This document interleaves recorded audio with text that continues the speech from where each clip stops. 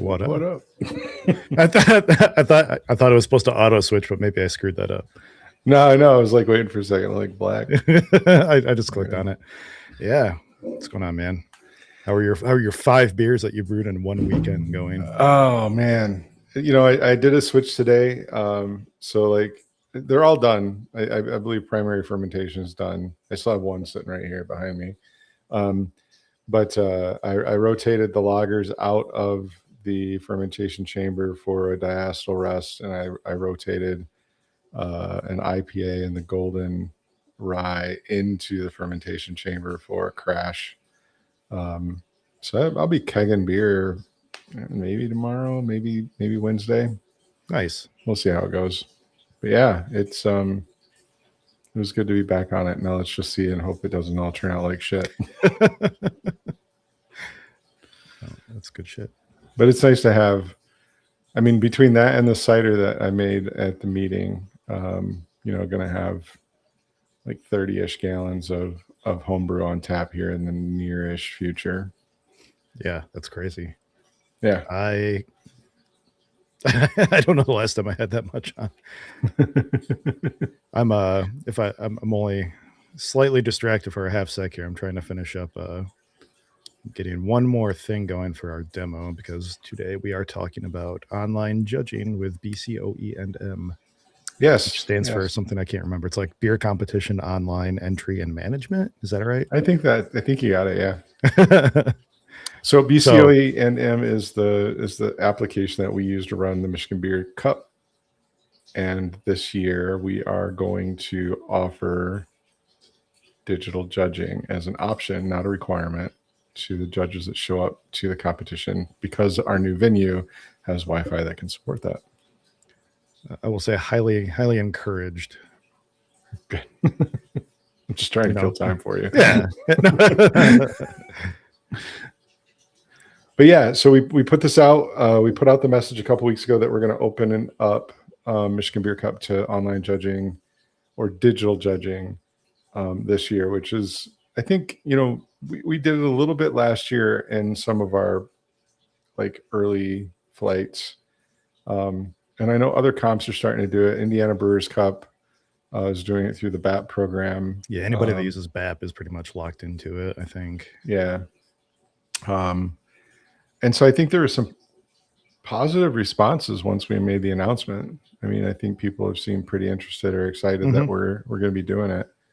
A lot less work on, the kind of just the coordination of the comp, as far as stewards don't have to collect score sheets and do math, and I don't have to have somebody there scanning all of them. So I'm hoping that we get a lot of judges that participate in it.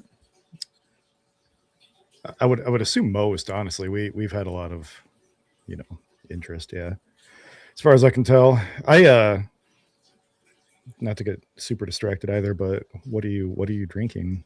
Oh yeah, no, that's fun. Because so I was at the Chinese market the other day getting some stuff to make a recipe. So I actually grabbed a bottle of soju. So I'm starting out the night with green grape soju. I don't even know what that is. It's kind of like a Asian malt liquor. It's like sake, flavored sake, but it's a little bit lower ABV. How strong is it? 13%. Oh, okay. So yeah, that's a good way to start the night. It's like seltzer. So I haven't even taken a sip yet to see. After that, though, I'm going to like Budweiser and Guinness because I'm lame and I don't have anything yet, at least for another week or so until I get some of this shit carbonated. So, okay. Yeah. I'm trying to get going on Instagram right now, too. And oh, good Lord, that's strong. Yeah, I'm going to switch to a Budweiser here in a second. Oh, no. Good times. I logged into Facebook, and I don't know why it's not letting me get into Instagram. So it is what it is. What are you doing? What do you find? Some amber. I don't know how amber it looks in the camera right now, but some of my homebrew amber. Yeah, that's almost gone. A friend, Ben Gaylord, sent me a can of his not too long ago, and I like it better. So I'm just trying to drink mine now to either rebrew it or feel less bad about it. I don't really know yet, but his was quite amazing. A little bit more hop forward than mine. Not to say mine's bad. Mine's maybe more traditional in that it's a little more like caramel and stuff like that. But I don't know. It's nice. Yeah, Brandon, it's not my favorite. I don't know if I can finish it. It's pretty fucking rough. Because he had it too. I'm not looking at chat. I just opened up chat. It is what it is. Once we get the demo going, I'll switch to a bud. But yeah, what else is going on? Into Instagram, we got a Big Brew Day coming up for keepers. Yep, Big Brew Day is going to be on Saturday, March 2nd, starting a little bit later for us. We're going at 12, and that's because we've got 6 keepers and some other folks that are going to be doing a tasting exam in the morning, and that's exciting. I'm actually doing it this time. Shayna is doing it. She just passed her online, so congrats to Shayna. But then I think it's also Casey, Bevan, you and Tim are retaking it. Yep. And I think I'm missing somebody else, but it's good. We're going to have some more judges for Beer Cup. I mean, you and me don't count, but yeah, really looking forward to finally getting that done. I think I've been dancing around taking the test for 3 years now.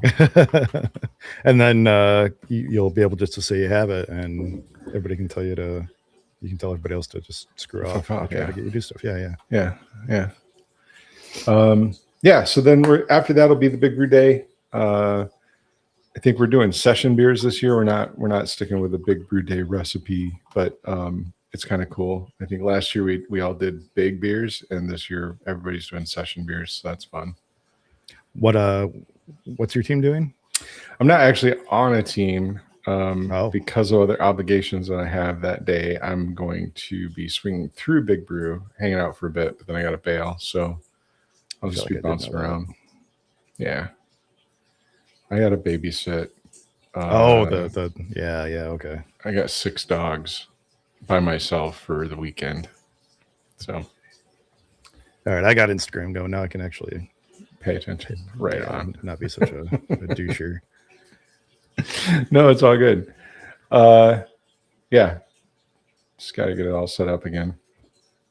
So, we'll probably edit this video down a little bit when we actually post it. Maybe we'll have this live stream on the channel, and then we'll cut this down to actually be like a demo of how to use BCOE&M. So maybe we can be a little bit more like traditional there. I tried to set up 2 different judging sessions because I wasn't sure if it would show one before all the entries for another session were over.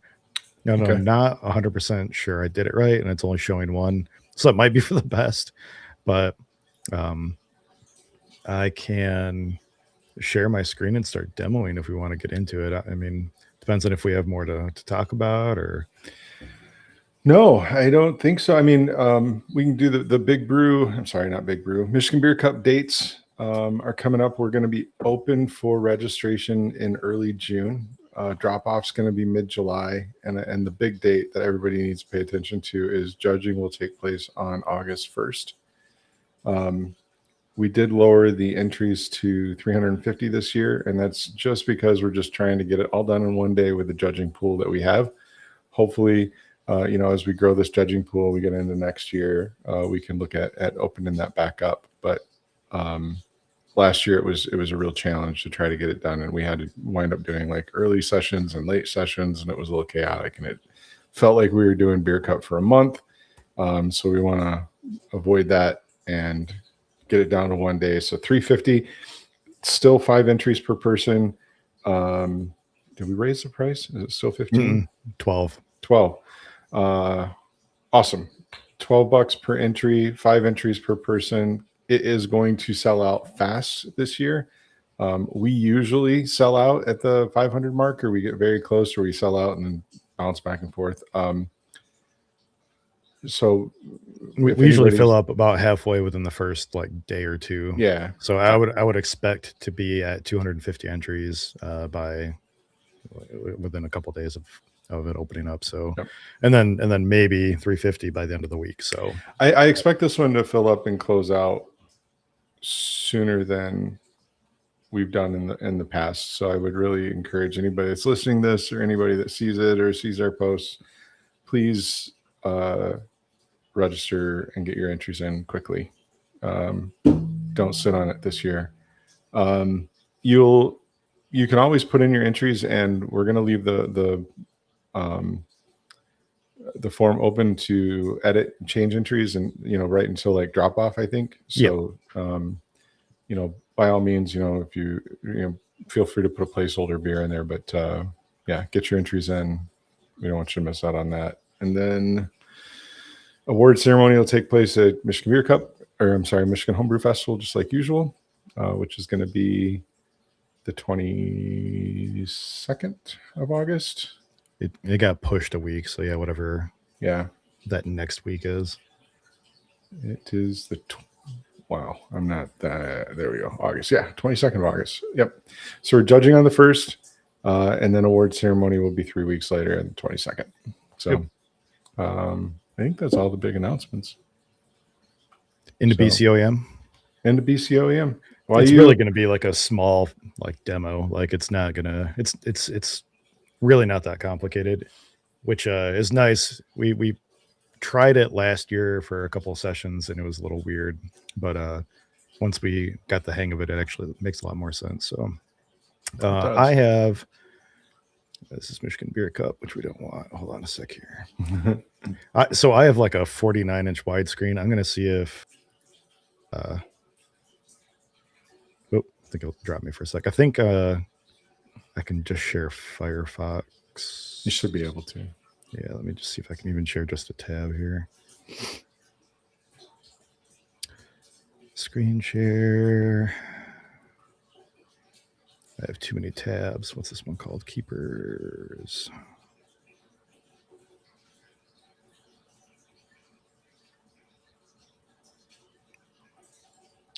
Well, hold on here.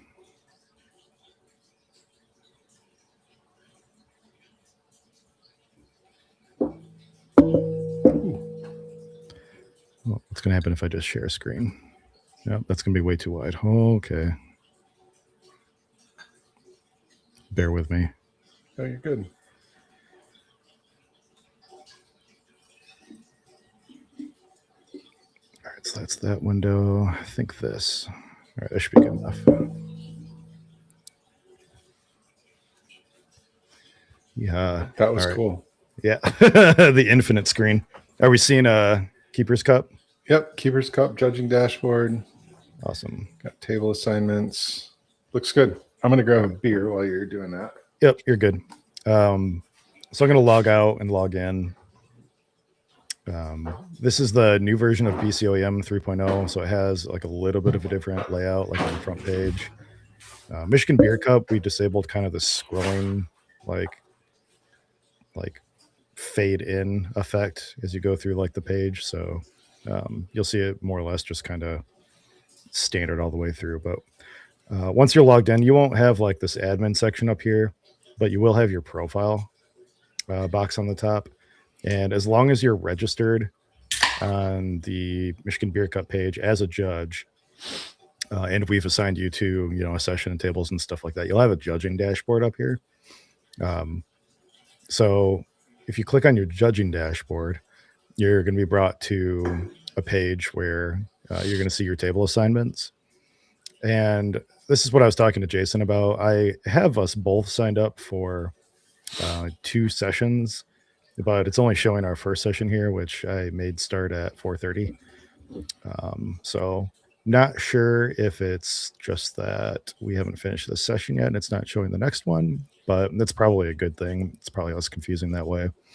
So what you'll see when you log into your dashboard, you'll kind of sit down your judging table and you'll log into BCOE&M, and it's the same login if you are entering beers as you are if you're judging. You won't be able to see, anybody's entry information or anything like that besides the judging number that we set up. And you can still edit your own entries and stuff like that, but your judging dashboard is going to be specifically the stuff that we assign to you and your partner or partners to judge these styles. And so as a demo, I've only made 4 entries and I've assigned them to this table here. And so this isn't a good indication of like what a table is going to look like at Beer Cup, because we have a German Pils, a Hazy, a Saison, and a cold IPA. But you'll still have your flight list on paper put in front of you. This is not the order you need to judge these in. Just because, Hazy IPA is up here above Session, above here, above cold IPA, that doesn't mean you have to go in this order. So you can still pick the order you want to judge these in. And when they come out to you, you basically just click on add for the style that you are judging, or the entry that you are judging. So let's say we choose to do Saison first. I'm just going to click on add for Saison here.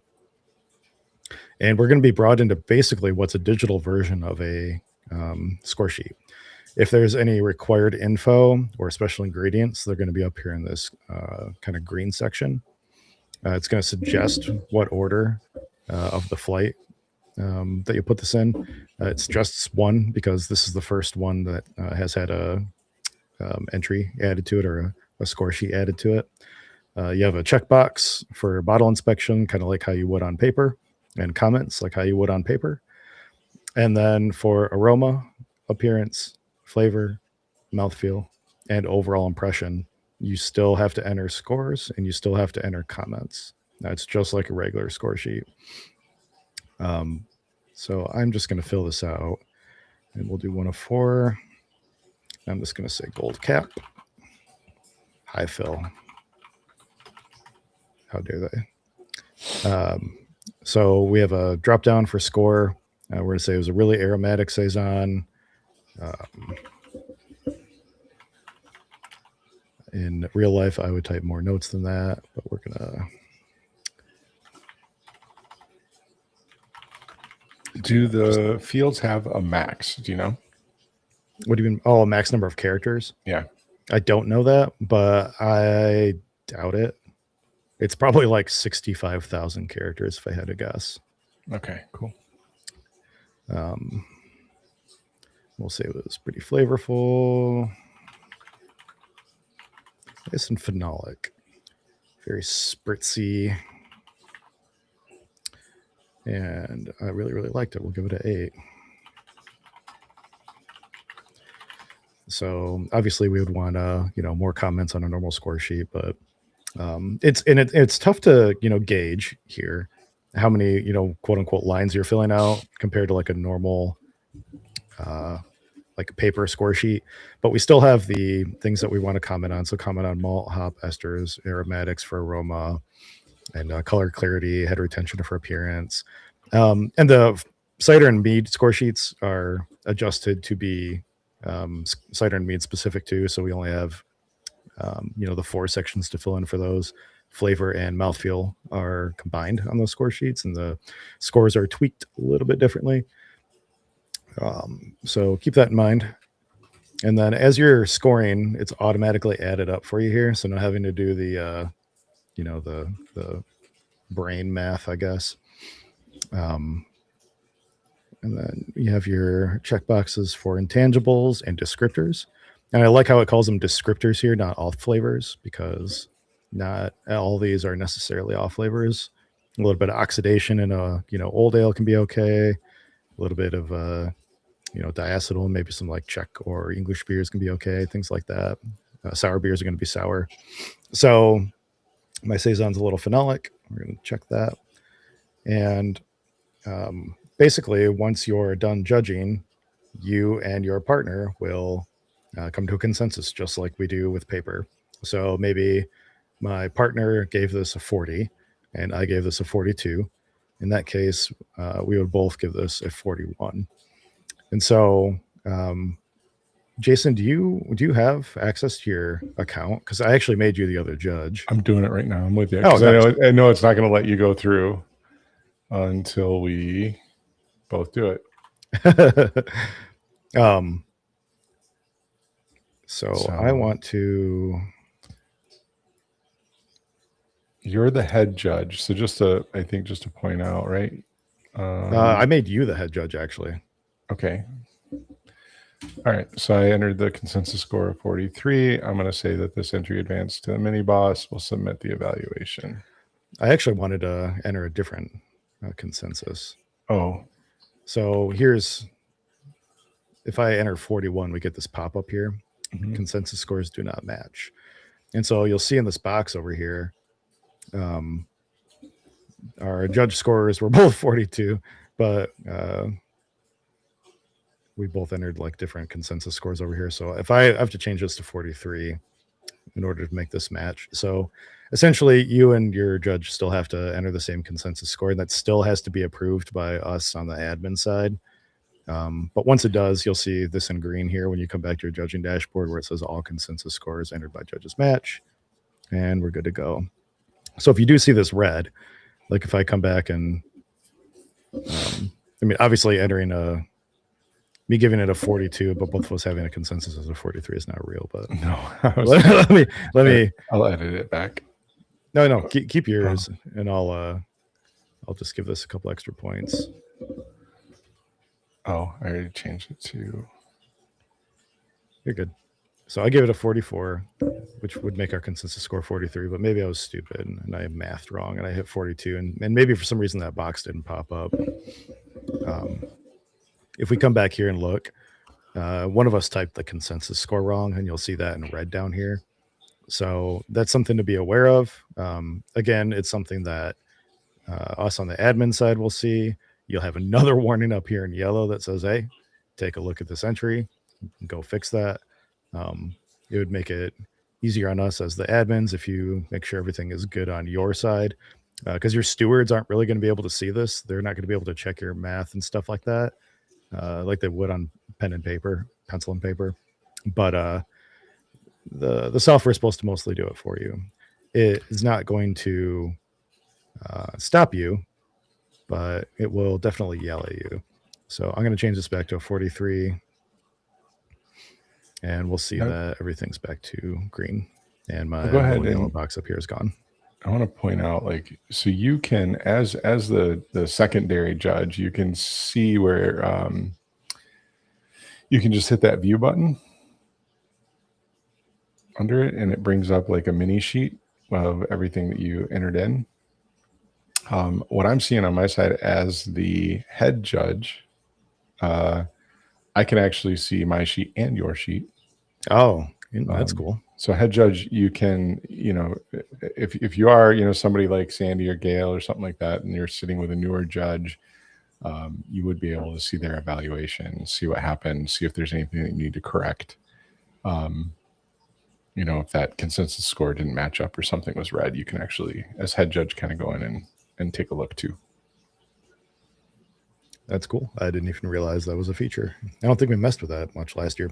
And I do think they edited a few things with 3.0 versus 2.7, which I think was the prior version of the software. But yeah. Yeah, I just want to call out. I see a third button. So you also have the option to add evaluations for entries that are not part of your table, which is kind of what this section is up here. So say you and your judging partner flew through like 8 beers, and somebody comes up to you and says, hey, we have a really slow table. They've only done 5 so far. Can you pick up this like last Belgian blonde and just knock it out for us real quick? You hit add, you type in the entry number. I don't really have it's probably going to error me out. Yeah.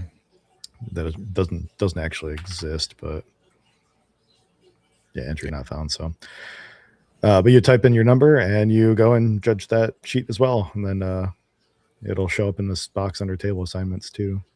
So it's pretty covered. It's a nice system. There's no sliders like BAP, but in some ways, like that's nice.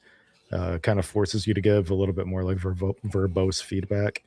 BAP is nice, and you can still make small comments in all the sections. And if you're judging Michigan State Fair this year, they use BAP now, and it's really fun to judge in because they have the sliders and stuff, and you still have a nice big overall feedback section that you can fill out. But it does make the judging go a little bit faster with sliders, but I think the feedback in general is a little worse with BAP in my experience. But it depends on what you look for. If you're one of the people that really just care about overall feedback, it might be a little better. Personal preference. Yep. Yeah. Will you go into one of the other score sheets as if you're gonna hit add on one of the other ones? So I just want to point out in that upper section, that gray box right now where you see you haven't done anything in the aroma, appearance, flavor, mouthfeel. At the very bottom of that, it says auto log out, and it's tracking the time that you've been in that sheet, and it will log you out in 29 minutes. And we did, now I know that is usually more than enough time. But when we did use this last year, we did run into some issues with that. We were doing smaller flights. I think there were some conversations happening, and maybe things paused out, and we didn't hit the button or we didn't save, and it logged out and it lost all comments. Yeah. So it happened to a couple people, and it sucks. I did fix that for Beer Cup. Did you? Okay. Yeah, I think I set it to something closer to 24 hours. Okay. Good deal. Just so we don't have that issue. It's a variable basically that we set somewhere. I just remember doing it last year. I think Doug had some that he's like filled out, and then it happened to me. out. It happened to me during you. Cider. It happened to Doug during whatever he was doing. I think it was Mead. Yep. So okay. So if we I will have that's that. Cool. Yeah, I'll have that resolved for Beer Cup. Then I really like this. I like this score sheet style because it is almost identical to a BJCP sheet. It's something that especially people newer to entering competitions are going to be familiar with, and yeah, they print out really nicely. They actually, let's see if we can go back and I probably can from my admin section. Yeah, I was going to say if you can go back and click on like the PDF and see what it looks like. Entries. It should have a score sheet. It does. These aren't real, so if you see people's names, yeah. So here's our score sheets. And if I go to print it, yeah. So, well, I mean, you didn't have any comments, but if there was a lot of comments there, it has the feedback and everything looks nice. Yeah, it's funny. We did just write good beer, and I think there we go. Yeah. Yeah, I see it. Yeah. Your first one printed both on one page. Yeah, I don't know what was going on with that, but yeah, this is what they would look like otherwise. So yeah. So yeah, it's really cool, really easy to use, super simple. It is important for judges that are coming to bring your own device. We are not providing any iPads, laptops. You can do this from a cell phone if you like typing like that. I know judges have done it. I wouldn't want to do it, but yeah. But yeah, bring your own device and just know your password and be able to log into the Michigan Beer Cup competition site, and that's all you need to know. It's easy. You don't need to worry about pencils, spilling. Well, and you still need to worry about spilling beer on your laptop, but yeah, okay, I'll go there. We'll have plenty of paper towel around. We will. And we're still working on exactly how we're going to lay out power, but we'll we need to do a walkthrough of the room and figure that out beforehand. We should message Kim and see if we can get over there and see that. No, I think this is good. So yeah, it'd be cool if you can edit this down into a little blurb that we can post. Even if you kill our audio and do just a voiceover on it or something. Yeah, we'll see. I think our audio is fine, but Yeah. we'll see. So email us if you have questions, or Facebook message us, or text us, or whatever, and I'll stop sharing. Right on. So I don't know where this came from. In my fridge, as I was stocking beer for tonight just to drink, I found a. Hold on a sec. It is a.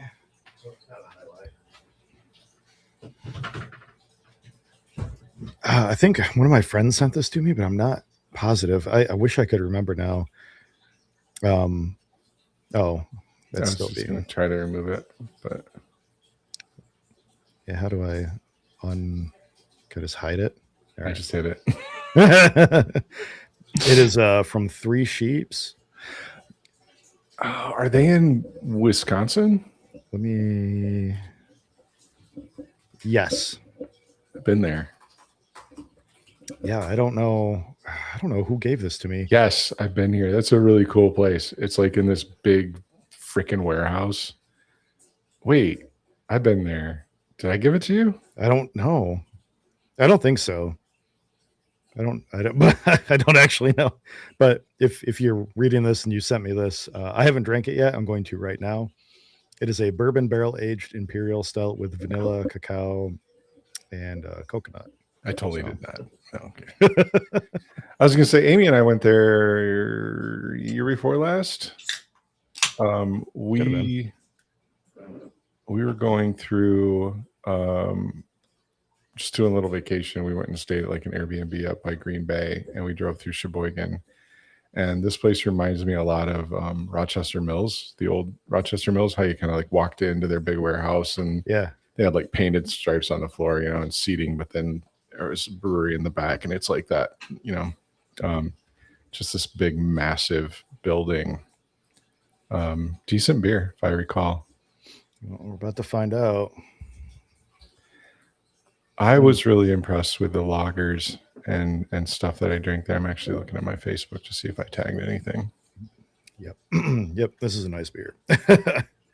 Ooh. What's the ABV on it? I don't even want to know. Does it even say? Like 30%. No. Yeah, I know. I don't think it says. I'll assume upwards of 12. So in other beer life news, we both just judged Siciliano's last weekend. Like 2 days ago. When's the last time you judged a comp like that? It's been a year. So Beer Cup, maybe? Well, I definitely had to judge half a flight at Beer Cup because we had a judge had to leave early. Right. But I was trying to remember. I did not do Siciliano's last year, or State Fair, or Death Mash. So it's been Beer Cup. I mean, it was fun. How'd it go? Yeah. No, I was going to say, you drinking that stout reminded me. I judged 5 barrel-aged imperial stouts, and that is it drove us home. And like 2 hours later, yeah. But no, it got me thinking. Like when I normally put down on when I enter to judge, I always mark down that I don't want to judge smoke beer. That's not my preferred style. And I feel like I need to do that with barrel-aged stouts too, because it's just a lot. It's not that I don't like them. It's just, man, that is a lot to judge. And it makes me, I will be honest with you, when you and I are sitting down to organize tables for Michigan Beer Cup, I won't remember this, so I won't feel sympathy for them, because I will just totally slot in whoever we can to judge these big beers. But today I have sympathy. I feel bad for the people that got stuck in that shit. Tim Wicklund ended up judging spice beers and weird beers and whatever else again for, I feel like, the 50th time. So it's his superpower is getting I don't want to call stuck because like sometimes those are fun to judge. You get to try the most like obscure and sometimes wonderful and thoughtful and experimental stuff that's out there. Um, it's just not always the most intentful. Is that a word? Intentful? Yes, Intentional. My God. intentional. I agree I've with only you. had one beer so far. Um, and um, I I think we've done a show on that before, or at the We very least, I made a post on it on Reddit. I was gonna no, we did a brewing with intent show a while Yeah, back, and I know that's a topic that you're passionate about. And I loved what you mentioned. I don't know if you remember. You mentioned like I think next, not this NHC, but like the next NHC, maybe you'd put in to do a presentation on brewing with intent. I don't know if that would even be interesting. Like, I don't know how I would talk Dude, about that for half an hour or an hour or whatever, but all I can maybe say I don't know. is do you remember sitting through that hour and a half presentation from the guy that talked about the beers that he brewed 30 years ago in his garage? Yeah, So yeah. yeah, it would be fucking interesting compared to that shit. Um, Was that the one with the lager samples, or was that something I else?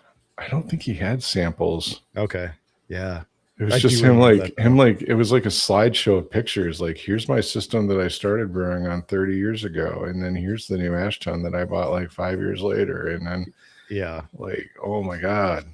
So I think getting up there and having an intellectual conversation about really putting the thought into what you want out of the beer before you put shit into the beer, um, and really, yeah, I mean, like, we had this conversation at Siciliano's because somebody was like, oh, there's like 18 adjuncts, and when you got Yeah. every candy bar off the shelf plus lactose and agave and maple syrup, and it's like, what are you really trying to get out of this? And I I don't think people think of that. no, you're 100% right, and like it's I was thinking about it more after I got home that night, and I'm like, man, if I were to do this, like, how would I do it? And I didn't really, you know, think about it that much before I, ADHD'd off into my next like thought. But I was thinking about like, how would I start this presentation? Like, how would I start getting people's attention? And I thought it would be really fun to start off the presentation like this, just pick up the microphone and be like, who has brewed a New England double bourbon barrel aged imperial tropical salted caramel double dry hopped extra oat cream vanilla milkshake, chocolate raspberry ice cream sour white stout infused with mint, hibiscus, And and truffle oil truffles. beer? And then have nobody raise their hand and me like me either. But you know, how would we do that? And then maybe like just use that as like the whole um or like part of the presentation. It's like, let's step through it. Let's say we want to brew this beer. How do we do that with intent? You know, like, As long as it can weave in, and why would we want to do that? Like, sure. you know, I mean, other than I've threatened to do it just because you wrote that recipe, in a drunken rage, what, 5 6 years ago, and I would love to be there at NHC in the audience when you say that, and I can raise my hand, and go, I did, and here's a nasty bottle of it. Who wants to try it? I don't think it would. If you did it right, I don't know if it necessarily would be nasty. The truffle, you fuck it with a truffle, dude. Just a drop. It doesn't of truffle. matter Just a drop. if you want to perceive it, you have fucked it. We'll put it in chat. Yeah. So the backstory on that is you wrote this long, well thought, well written recipe on how to brew the beer that you just listed. Well, somebody made a joke about it first, Yeah. so I linked his name or her name in the post somewhere, and then I was like, well, how would we do that? Yeah, INN in source, something like that. Yeah. Mm-hmm. So I don't know. God, that was 5 years ago. It feels like, yeah. Oh no. But it would be a good thought process or a good conversation to go through and say, like, how would you but then why would you? And what are you really trying to go for? Because I think a lot of people, if you step back 100 feet from that and just go with, I want to brew this pale ale with these two hops. Why? And what do you want out of it? Like, trying to think of like two. Like, I'm gonna brew a Mosaic Sriracha Ace pale ale. Like, do you want dill pickle cat piss? Like, what do you? Maybe that is the intent. Yeah. Yeah, I'm scrolling back on the homebrewing subreddit, like of the posts of all time, and you know how hobby communities, you'd think they would grow over time or something. Like all of the top posts, like of all time, for like the last 30 posts are like older than like 8 years. Yeah. Which means people were like interacting with the subreddit like way more 8 years ago than they are today, which is like crazy to me.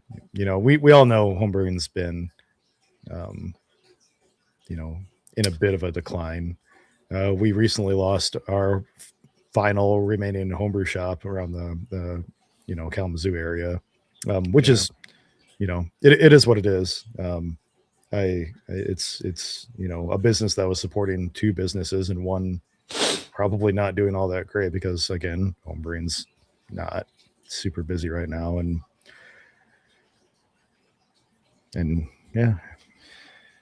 yeah, I think, I mean, it's tough. It has been in a decline. I think craft beer in general has been in a decline. We definitely hit that bubble, and it's going to find its place and equalize. Did I not to interrupt you, but did I tell you about Ken Schramm's presentation at the Michigan Brewers Guild conference? Yes. Yeah, we talked about it. So he was like the keynote speaker, I believe. Somebody, tell me if I'm wrong there, but he gave a presentation on why he thinks it's not, or at least at the very least, why it's starting to finally even out. And he went as deep as to show his own financials for Schramm's Mead, and how they finally started ticking back up. And he did historical research as to like past pandemics and wars and things like that, and how those have affected the beer sales and things like that, and how long it took for them to recover. And we're right about at the time where historically we should be bouncing back a little bit. So it was really interesting. And speaking of Schramm's, said here that he just finalized on closing a deal on his orchard. So the orchard got sold off. It sounds like he took a pretty substantial loss on it, but it was hemorrhaging him money probably, and he needed to sell it in order to continue on with Schramm's Mead as business. So a little sad to hear. I don't know if they're still going to be doing tours out at the orchard while they are transitioning things. I think that he said that they have until sometime in August maybe to move whoever of his family is living out there off the property and hand over the keys and stuff like that. So sad times. I hope whatever fruit is growing there gets to stay there. I hope they're not going to tear all that up and just like turn it into a strip mall or something like that. I don't know if anybody's heard anything more about what's going to happen with the property. I haven't talked to Ken at all or asked. I feel like it's one of those things where like when something really sad happens, you don't want to reach out to somebody and be like, okay, so what's the future look like? And they're like, I'm trying to mourn my loss right now. Like, right, go the fuck away. So if they are still doing tours, go check it out before they leave, because they do really, really great tours. Ken was our tour guide himself when I went out there with Shayna. one year, and I think it might have been the very first day they ever started doing tours, and you couldn't get Ken to stop talking.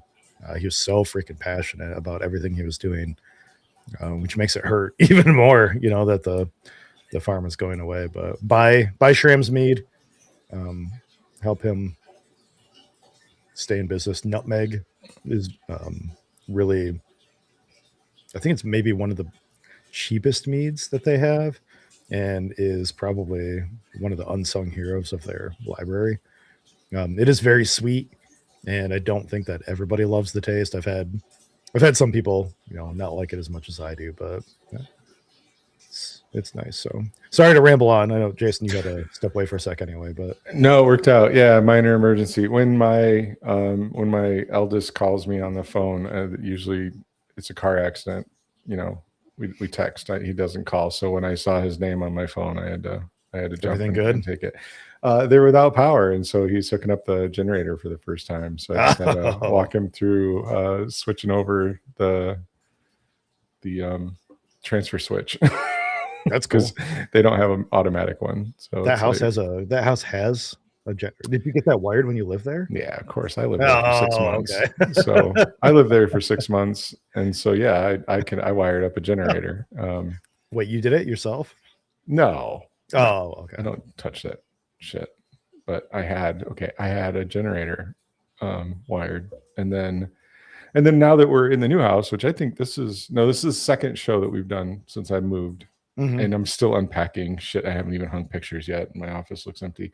But when we moved into this house, we have the whole house auto start generator. So I gave him the generator that I loaned you. That's the nice like Generac one or whatever. Yeah. The thing is heavy. Yeah. So I'm sure all they. Yeah. That's he's like, we're gonna be without power until 6 a.m. How do I turn this thing on? I need my internets and got to play my games. Yep. Well, yeah, because Diablo 4 just went live 40 minutes ago. So, the new expansion. So we should probably end the stream, honestly. Like, so yeah, this was really nice. Path of Exile, hasn't put out notes on their new patch yet, so got to go get my Diablo fix, I guess. Yeah. Go check out a Warlock. But no, it's not. It'll be there in a few minutes. What was I going to say? As I boot up battle.net to start getting my... Yeah, at least get your download done. It's 30 gigs. Back to Brewing with Intent. It was good to talk about it. And so I'm jumping way back in time now. You're right. I'm going to jump around a little bit. I don't think that I do think that we're hitting that plateau. We're leveling out. There's definitely a lot more breweries that are closing these days, but I also think a lot of people got into brewing and open breweries without really thinking it through, without really doing a business plan. And they're just like, hey, I can do it as a home brewer. I'm going to do it as a pro brewer. And I think those, that's the big spike, that bubbles burst, and we're going to kind of level out. I also am hopeful that as my tastes, and I feel like everybody that I've talked to, general tastes are kind of moving away from, the 15 adjunct imperial stouts and moving back into some good drinkable IPAs and lagers. And I think those beers are going to be coming back on the rise. And that's where now, to tie all that shit back into Brewing with Intent, I think it was Brandon that said that. It's like, you tuck into, somebody wants you to try their hazy, that's super resiny and bright and fruity. And that's where it's like, what were you thinking? I mean, I don't know of many people that want to eat a pine sap fruit bomb. But that's Brewing with Intent goes even in that simple. It's the same kind of thing that I go back 2 years ago, where it's like when you're designing a recipe, if you design recipes, taste your ingredients, understand how they're going to go together, taste them together, and then really sit down and think about what you want to get out of this beer. And that same goes for the hops and the other things that you're putting into it. So I think Brewing for Intent or Brewing with Intent would be an amazing topic at NHC. I would almost encourage you to fucking try to sign up for it now for this NHC, but that's yeah, we're too literally like 6 little weeks too away, late. right? Did Larry tell you he's doing a presentation? Larry Kula? He did on historical beer. Yeah. Yeah, How cool is no, that? that's going to be super awesome. I want to go. We think we both told him we're going to go. I Mhm. am a little hesitant because in talking to Larry, he's like, when he started doing research on historical beers, and he's like, what were the primary, the way he said it was, when I started doing research on historical beers, all the research said you wouldn't like how they tasted.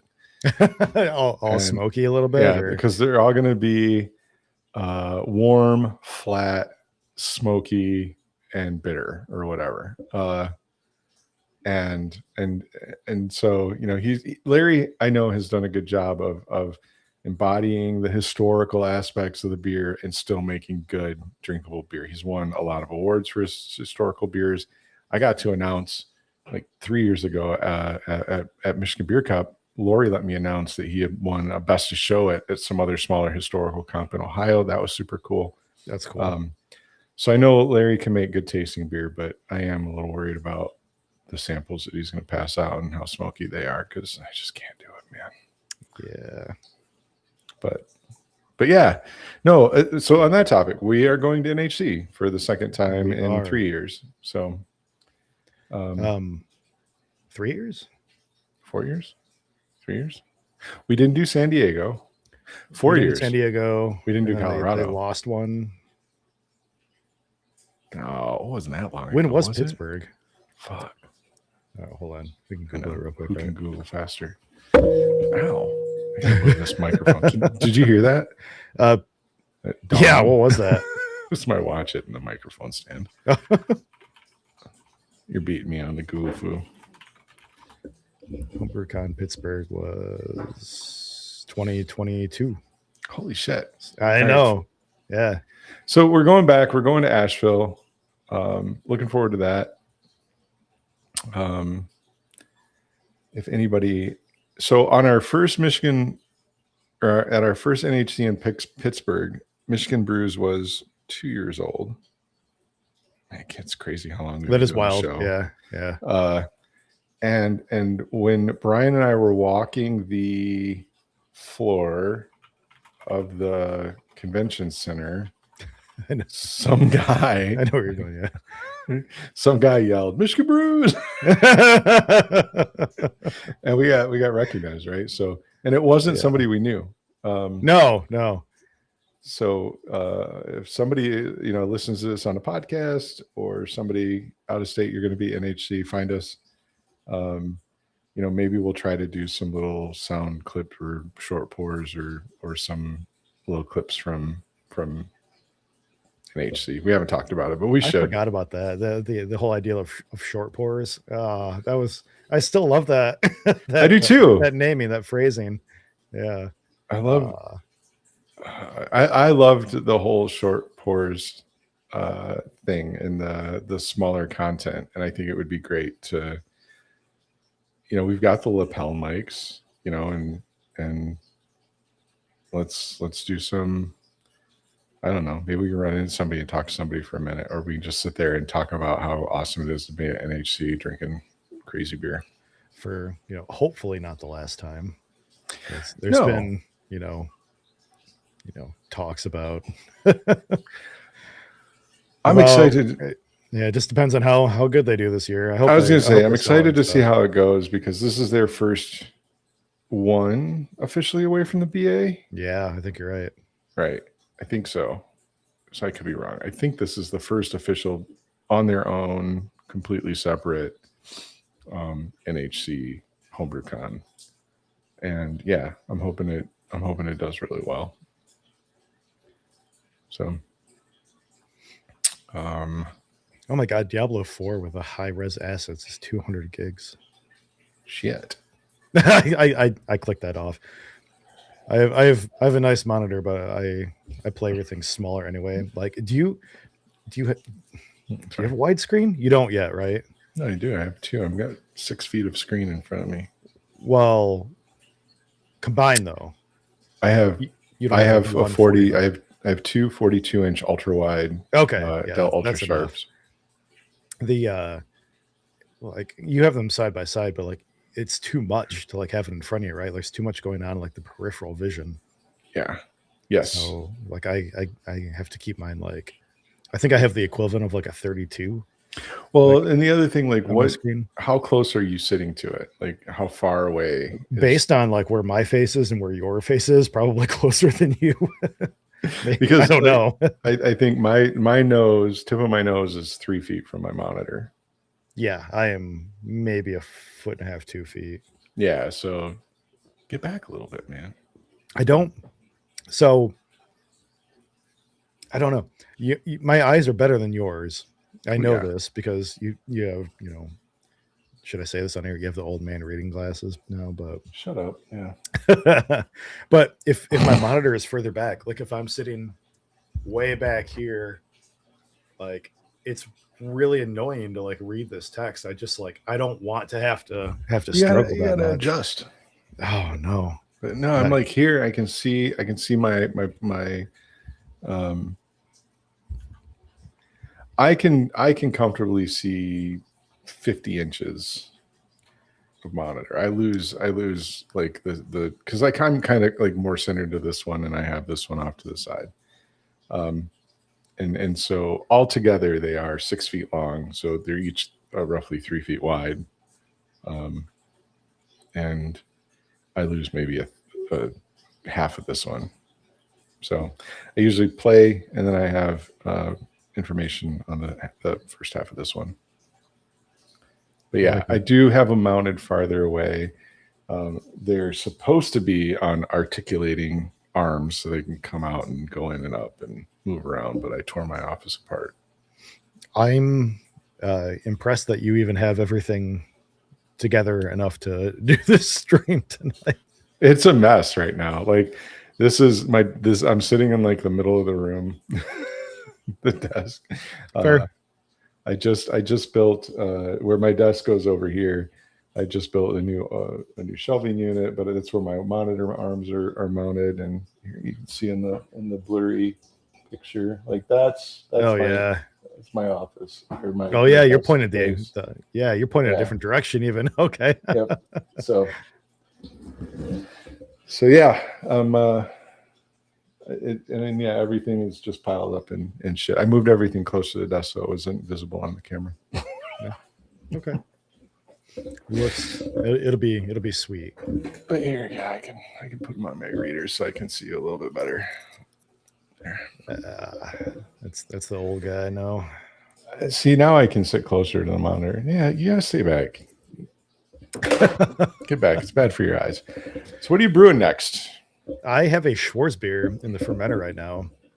I hope Shane's not listening to this because I was talking to him the other day and he's like, I don't know what to brew next. I have some dark malt at home. Like, kind of want to brew something like brew a Schwarzbier. And then I got home and like, fuck, I have this shit to brew a Schwarzbier. I should brew a Schwarzbier. So Hell yeah.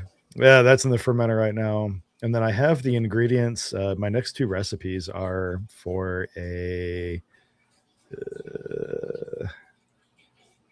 I'll have to look. I have like infinite hops right now that I could just burn. So I have to brew like probably an IPA or another hazy or something. And then a Scottish export and a Czech dark. So I'm going to have two dark lagers on. But that'll be fun to drink side by side and be like dark lager, Schwartz, like taste the difference. Yeah. Yeah. That'll be cool. Chocolatey versus. And the Czech's going to go on the Luker. Nice. So I'm really excited to try a Czech beer like on Luker. That'll be cool. Yeah, we haven't done a show since we talked about Lukers, or we got our Lukers. Maybe I don't know. No, I don't think we have. You have yours hooked up. I don't have mine hooked up yet. Yeah, we'll see how mine goes. I've only poured one beer through it so far, and it's worked well, but I don't know if my setup is correct. But we got a deal on off of Reddit, like brew gear for sale subreddit. Some pro brewery was. Is that Rick? Yeah. I got storytelling to tell. So yeah, he was selling I think a bundle of two for like maybe $100 off total, including like extra parts and stuff like that. And we I texted Jason. I'm like, I don't know, man. I've kind of wanted one. Like, it seems like a good deal, and it's not the normal like side pole lookers. It's the top to back lookers, so you can install them a little bit closer to other taps, and they were a pretty good price. So I pulled the trigger. Jason has one. I have one. The way I have it hooked up in my keezer right now, because I bottle off for a lot of competitions and I use a tap cooler. The tap cooler doesn't really fit into the spout of a um, Luker. So I decided to try to tee it off inside the keezer. So I have a line going from the keg or the quick disconnect that would go into a keg to a tee. And then the tee ties off to two elbows. And then the elbows tie off to one ends at the Luker, and ends at a normal inner tap, forward ceiling tap. So um, it works fine right now. It pours really well. The only thing that I'm concerned about is that when pouring, there seems to be, because of that T, the flow opens up temporarily as the flow comes through the keg to the area where that T is, and nothing is there except CO2 or vacuum or whatever. I don't think it's air, um, but that for sure has got to be breaking CO2 out of suspension. So I don't know how that's affecting my pores right now. Um, my next thought is to potentially put like valves closer to like where the T is, so that breakout doesn't happen quite as much. But I haven't really gotten that far. I need to do a little bit more testing, but Yeah, I'm duo-tight line is pretty cheap. I'm getting ready to, well, and I got 350 feet of it, but I'm getting ready to build mine too. And I was listening to you tell that story the other day, and I'm thinking about like how I set mine up to. Oh, if I need more, I guess I'm getting it from you then, right? Yeah, I bought a whole roll. There's a little switch on the right side. Sounds like Rick, but excuse me. Yeah, we'll see how it works out. The regular Czech premium I had on tasted good. It did really well in competition. It only got one medal. No, it got two medals in the end. Out of maybe like 3 comps, which I think is pretty good. So I don't really think there's necessarily a issue as far as like bottling it, at least with pressure. So we'll see what that's like when trying to do pours and stuff like that. I think I accidentally over carved the keg just a little bit too, so it was always pouring out just a little, like foamy. And I think everything is going to pour just a little foam out of the Luger anyway, but yeah, we'll see. We'll see what happens. And then, the Scottish export, it's sort of it might even be the exact same recipe I made last year, or the year before that. We almost out of all the competitions I entered it into, which I think there were quite a few, at least 4 or 5, it medaled in like at least like most of them. I think it only didn't medal in maybe one. It was my best beer last year or in 2024 or something like that, which is weird because like it wasn't a hard beer to brew, and I don't know, like Scottish beer doesn't feel like that is that hard, but maybe it is. I don't know. Maybe I just got lucky. I liked it a lot though, and I went back through my score sheets, and out of all the comments, I think the most common thing that I saw was people saying it was almost a little too sweet. And so with my wee heavies, I like to, and I think this is a pretty common, quote unquote trick you see online. Take like a gallon of my first runnings and boil it down, and get it down to a syrup almost, maybe like a couple cups worth of liquid, and then add that back to the boil after you finish like sparging and stuff like that. I sparge with a little bit extra water to make up for, what you boiled off, making that syrup. And I'm wondering if that wasn't just a little too much for the style, because the Scottish export is only like 5.5% or something like that. Like it's not that much. It's nothing near wee heavy. So I may try to pull off less or boil like less, make like less of a syrup. Excuse me. So we'll see what we do for that. I haven't had any East Kent Goldings in my freezer for a while, so I just got 8 ounces of those, and I feel like I was using those for like a while for like everything I was making, and then I just stopped. So yeah, the Scottish export will be my next one, and a Czech, and maybe some sort of IPA, and the Schwarz beer's in the fermenter right now. And then Shayna has expressed interest in making a beer too. And as she was going through her training for the online exam, which she passed last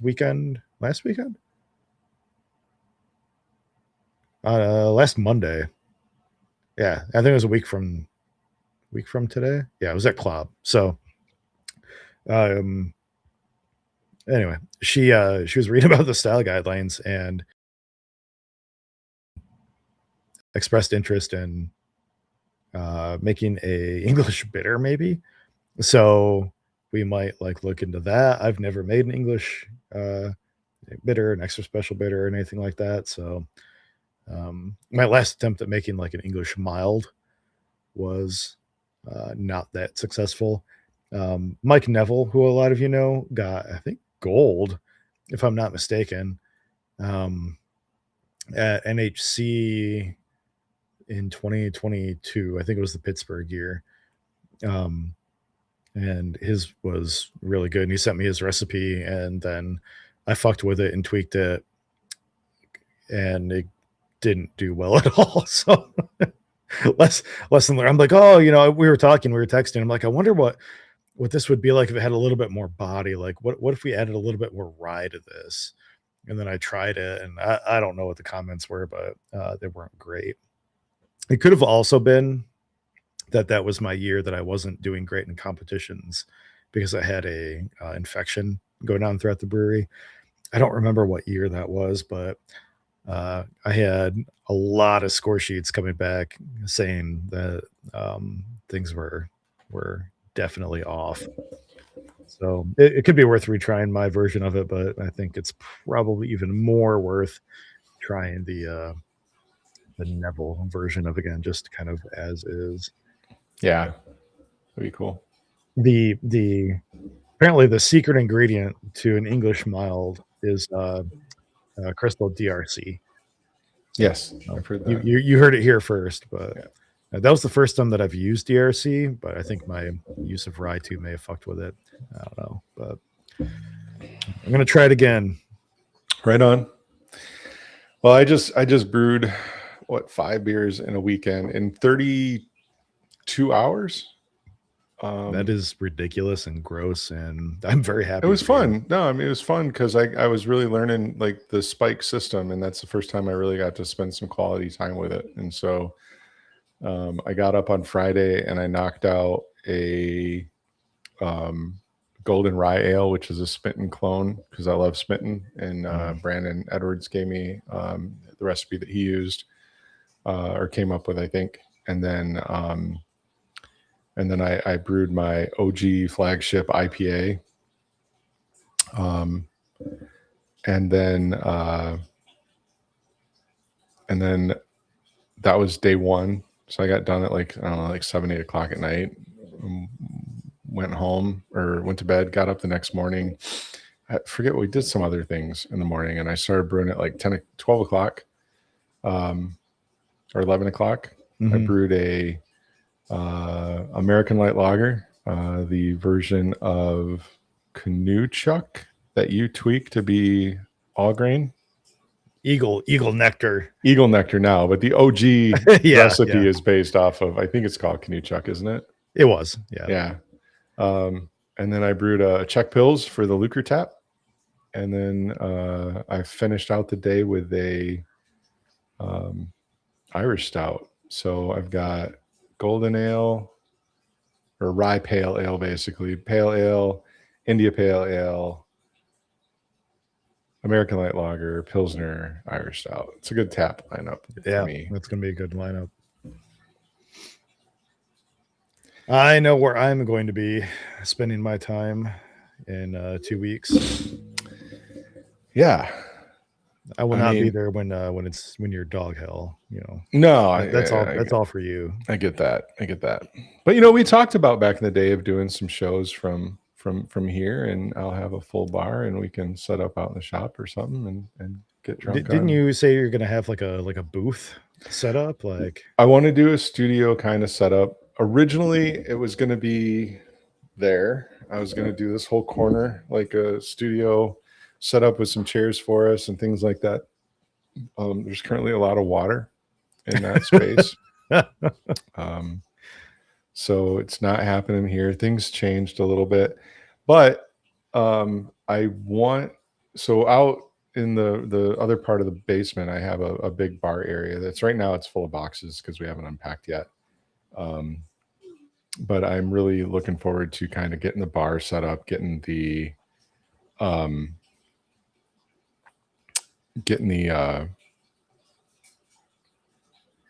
a kegerator down there. I've got a friend with a 2-tap that I'm going to probably snag and put down there. I'm going to keep my 5-tap up in the shop. And then we can, hopefully set up the camera and some microphones and kind of create a little studio that can go up in the bar. And that'd be cool. Yeah. We haven't done a show where we were kind of like drinking beer live like in a while, like the old beer show where we cracked those like really old Bell's beers, and where we learned that we liked Budweiser more than most other American macro lagers. Yeah. Yeah, we did the blind taste test. We did 2 blind taste tests, right? We did the macros and we did the internationals. Yep. Do you remember what our favorite Mexican was? Oh my God.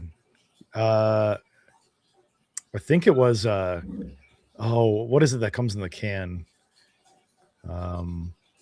Tall cans. Modelo, wasn't it? I think Modelo won. I know. I think I liked Pacifico. Oh no, maybe it was Pacifico. Yeah. Because you could be right. That was funny because and now I don't know how good it is, but again, we've been moving, packing. I haven't really been using my office fridge. I got a 4-pack of Pacifico in there, and I have no idea how long ago I bought it. I had Corona downstairs in my fridge after that show for like 2 years, and I cracked one open like probably during the winter and finished it off. And maybe we just do that,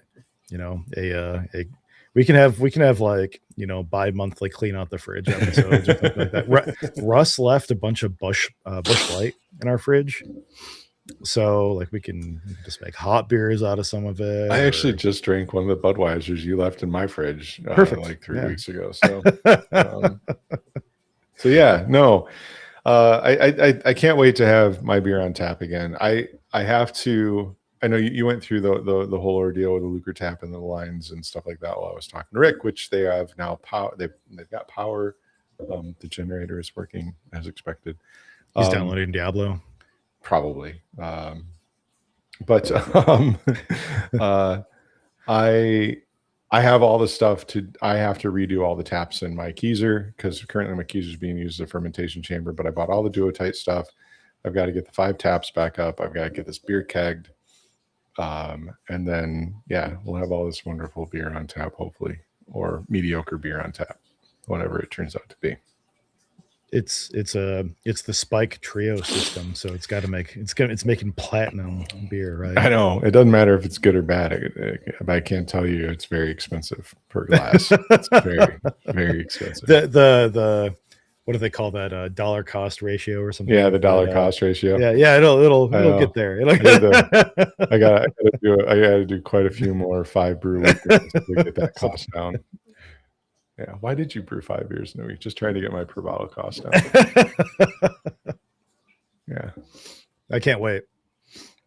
Yep, nope, it's gonna be good. I'm looking forward to getting settled in more and getting shit unpacked and getting my stuff and space set back up. So yeah, look forward to drinking more beer on air real soon.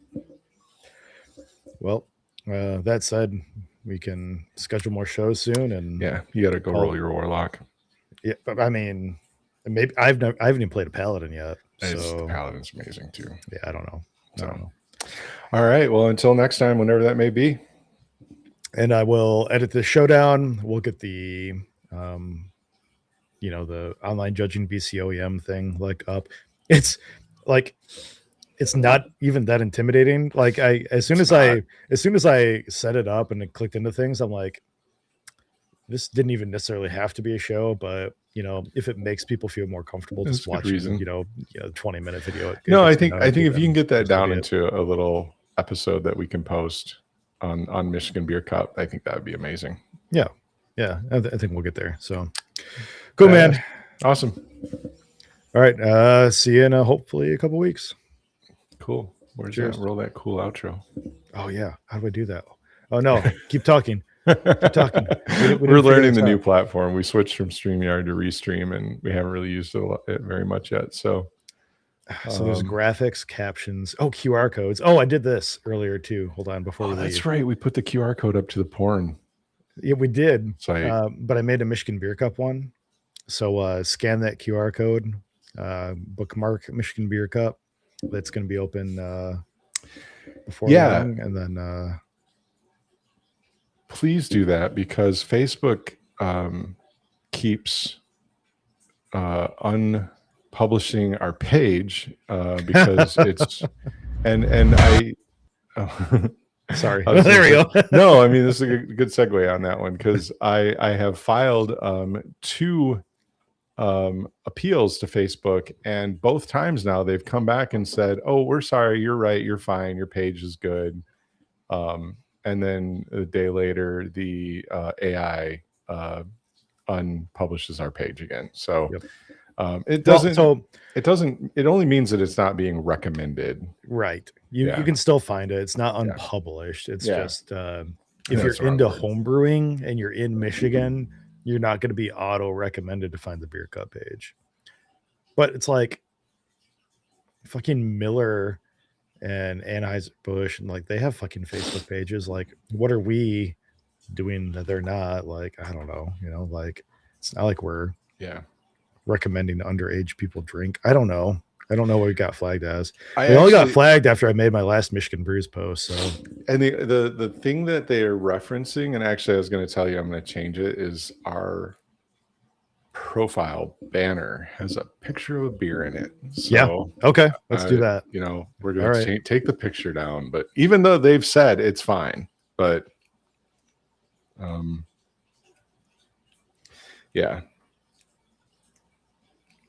so it should be good. We're fighting the good fight. But please scan the QR code, follow Michigan Beer Cup.